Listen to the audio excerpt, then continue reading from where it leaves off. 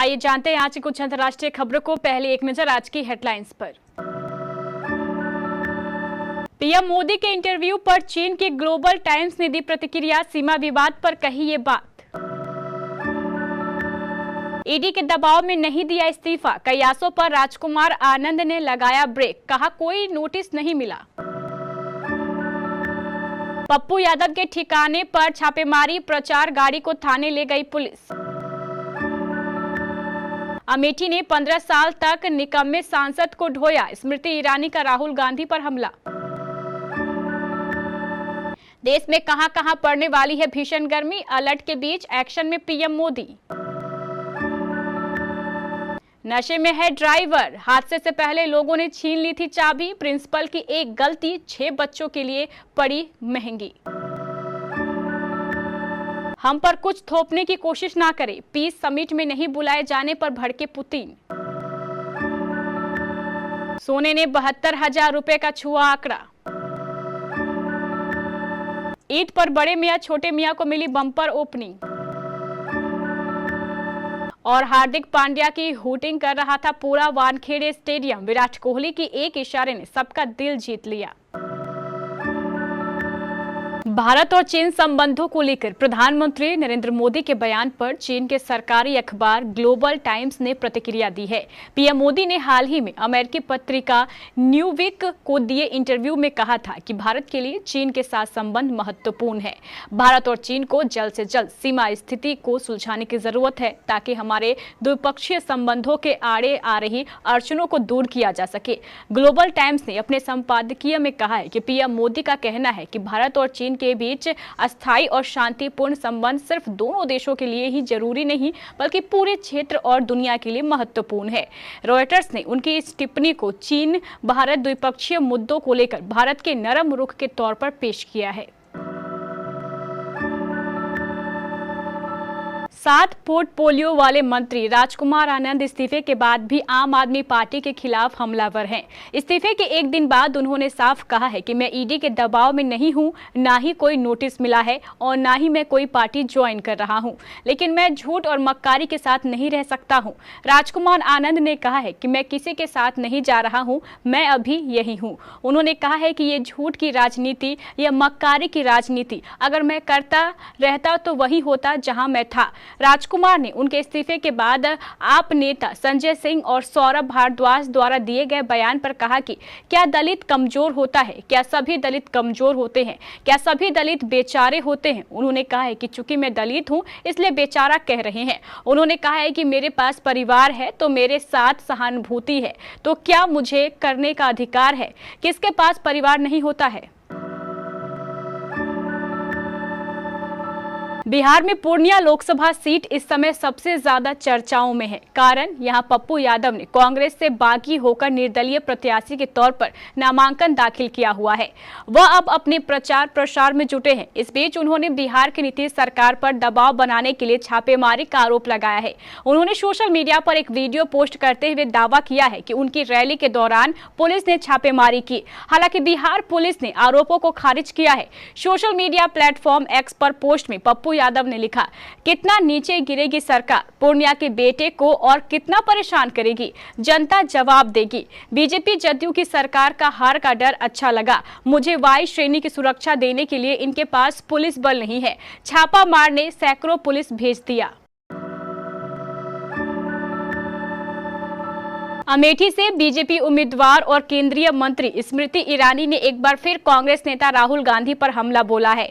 स्मृति ईरानी ने कहा है कि जिस दिन राहुल गांधी ने वायनाड से अपना नामांकन पत्र भरा उसी दिन उन्होंने लिखकर घोषित कर दिया कि वायनाड मेरा परिवार है। वहां तक तो ठीक था। फिर कर्नाटक के एक नेता ने भाषण दे दिया कि राहुल गांधी से पूछा गया कि वायनाड से चुनाव क्यों लड़ रहे हैं तो वो बोले कि वायनाड के लोग ज्यादा वफादार है, तो फिर हम लोग क्या करें।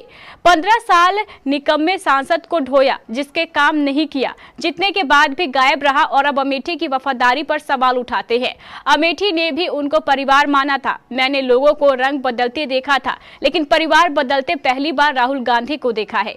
राहुल ने अपना परिवार बदल लिया है, स्मृति ने कहा। वायनाड से पर्चा भरने से पहले राहुल गांधी ने मुस्लिम लीग से समर्थन लिया है। वहां शायद ये बातचीत हुई है कि मुस्लिम लीग अपना झंडा नहीं दिखाएगा, क्योंकि राहुल जी को यहां आकर प्रचार करना है और मंदिर मंदिर तक जाना है।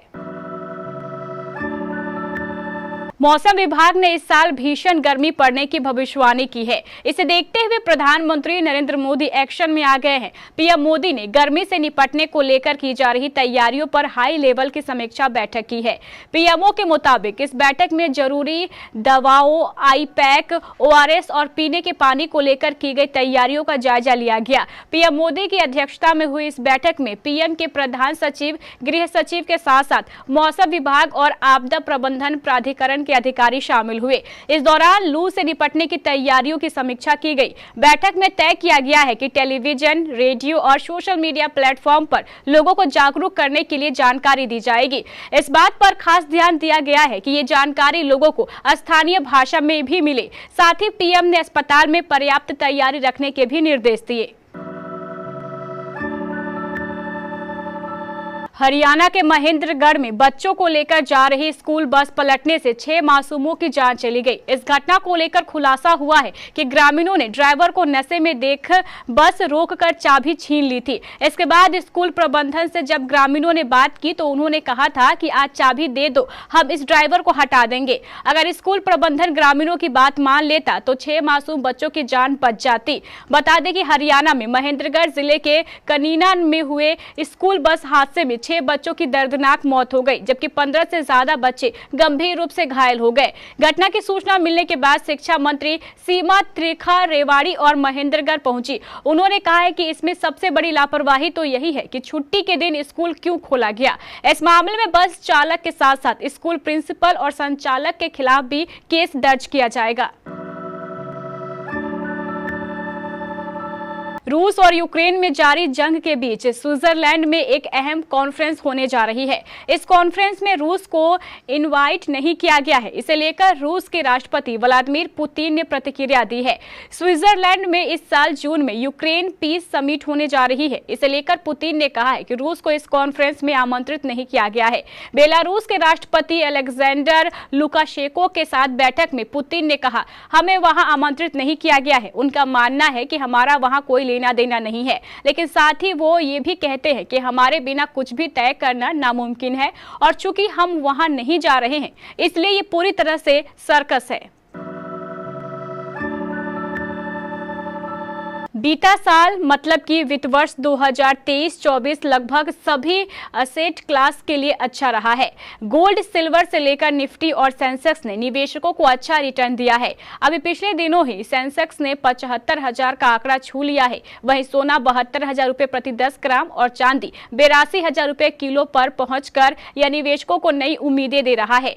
सोने ने निवेशकों को 14% तक रिटर्न दिया है। चांदी ने भी 9% का रिटर्न दिया है। वहीं शेयर बाजार में बेंचमार्क इंडेक्स ने ऑल टाइम हाई पर पहुंचने के बावजूद 4.5 से 5% का मुनाफा दिया है।